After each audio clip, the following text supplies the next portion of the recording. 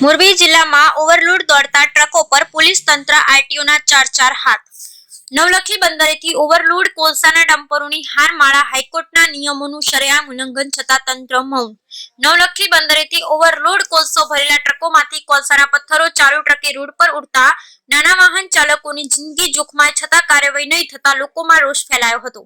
મોરબી જિલ્લાના માળિયા મિયાણા તાલુકાના નવલખી બંદર પર કોલ કાર્ગોની આયાત છે, ત્યારે દરરોજ 200 થી વધારે ટ્રકો કોલસાનું પરિવહન કરી રહ્યા છે, ત્યારે આ તમામ ટ્રકોમાં પોલીસ તંત્ર અને આરટીઓ કચેરીના અધિકારીઓની મીઠી નજર અને મહેરબાનીથી ટ્રાન્સપોર્ટરો દ્વારા પોતાનો સ્વાર્થ માટે ટ્રકોમાં ઓવરલોડ કોલસો ભરી ટ્રકોનું નવલખી બંદરથી મોરબી હાઈવે પર ઓવરલોડ કોલસો ભરેલા ટ્રકો પરિવહન કરતા ચાલુ ટ્રકોમાંથી મસમોટા કોલસાના ગાગડાઓ નીચે પડતા નાના વાહન ચાલકો બાઇક સવારોના જીવ તાળવે ચોંટી જાય છે અને જીવનું જોખમ ઉભો થાય છે, છતાં પોલીસ તંત્ર આરટીઓ વિભાગના અધિકારીઓના આંખે હપ્તાના પાટા બંધાયેલા હોય તેવી લોકચર્ચાએ જોર પકડ્યું છે।